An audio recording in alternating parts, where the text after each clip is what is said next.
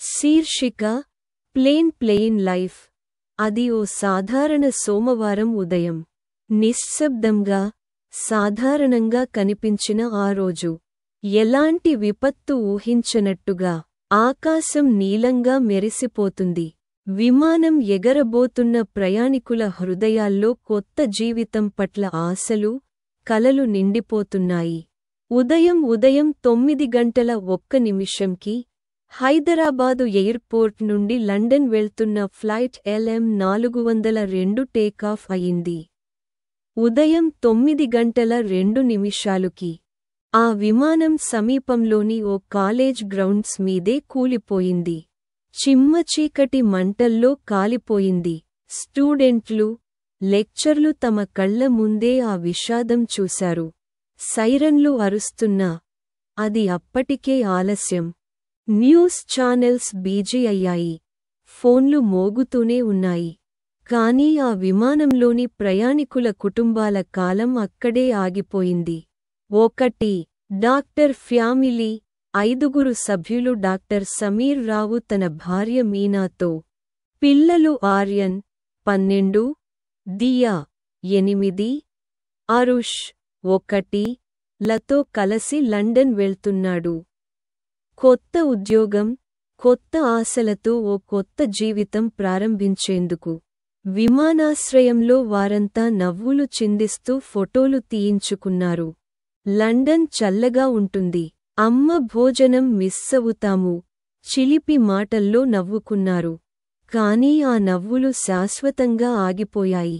రెఫ్రిజరేటర్స్ మీద ఉన్న వారి పిల్లల పిచ్చి గీతలు, గోడలపై ఉన్న వారి ఫోటోలు మాత్రమే మిగిలిపోయాయి. 2 కొత్తగా పెళ్లైన వధువు రితిక 3 నెలలు క్రితం పెళ్లయింది. మంగళసూత్రం మెరిసిపోతుంటే, మామ్మగారి కన్నీటి వెన్నెల ఆమె పైన నిలిచిపోయింది. భర్త ఆదిత్య లండన్లో ఎదురు చూస్తున్నాడు. విమానం ఎక్కే ముందు అమ్మ, నాన్న, అన్నయ్య అందరూ కన్నీటి వీడ్కోలు చెప్పారు. కానీ అది ఆమె జీవితం కోసం ఇచ్చిన చివరి వీడ్కోలైపోయింది. ఆమె దుస్తులు, నవ్వు, కలలు అన్ని మంటలో మసైపోయాయి.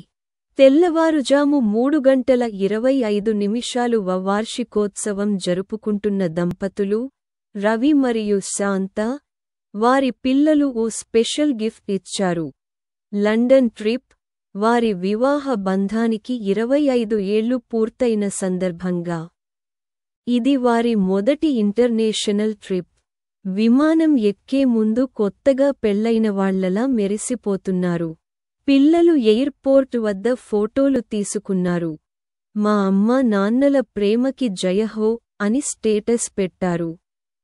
ఇప్పుడు అదే పిల్లలు ఆ ఫోటోలతోనే ఉండిపోయారు. నిశ్శబ్దంగా, కన్నీటి మబ్బుల్లో. 4 ఎయిర్ హోస్టెస్ అంజలి, వయస్సు 29. చాలా కష్టపడి పనిచేసే మహిళ. కుటుంబంలో ఒక్క సంపాదించేది ఆమె మాత్రమే.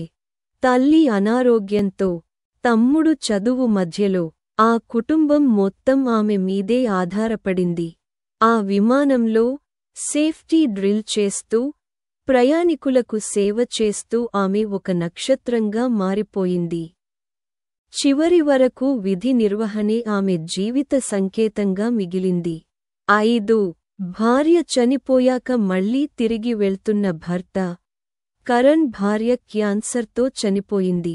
చివరి క్రియాకర్మల కోసం ఇండియాకు వచ్చాడు. ఆమె చితిమంట ఇంకా చెరగకముందే, దుఃఖంతో చలించిన కళ్లతో మళ్లీ లండన్ వెళ్తున్నాడు. ఆశ లేదు, భవిష్యత్తే లేదు. ఒంటరితనం ఒంటరిగా మోస్తున్నాడు. కానీ ఆకాశం అతన్ని ఇంకేం చూడనివ్వలేదు. అనారోగ్యం ఓ జీవితాన్ని తీసుకెళ్ళింది. అదే దుఃఖం మరొక జీవితాన్ని కూడా తినేసింది. 6 ప్రేమలో ఉన్న యువకుడు ఆరవ్, వయస్సు 25. తన గర్ల్ఫ్రెండ్ స్నేహను వీడడానికి వచ్చాడు. వాళ్ళిద్దరూ 9వ తరగతి నుంచే ప్రేమలో ఉన్నారు.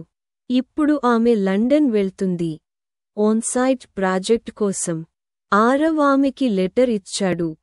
నువ్వు తిరిగి వచ్చాక మనం పెళ్లి చేసుకుందాం అని. ఆమె బయలుదేరిన తర్వాత కాలేజ్ గ్రౌండ్ దగ్గర నుంచే విమానం కూలిన దృశ్యాన్ని చూశాడు. పరుగులు తీశాడు, అరవసాగాడు. కాని ప్రేమకి రక్షణ లేదు.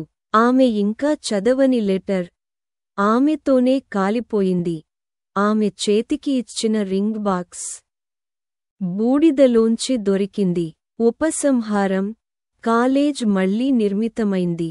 మీడియా కథనాన్ని మర్చిపోయింది. కాని ఆ 60 సెకన్ల విమాన ప్రయాణంలో శతానుబంధాలు, కలలు, ఆశలు అన్నీ నిశ్శబ్దంలో మసైపోయాయి. ఈ యాత్ర ఒక సాధారణ జీవితానికి జరిగిన అసాధారణ అంతం. ఒక ప్లెయిన్ లైఫ్ ఒక్క నిమిషంలోనే అంతమైంది.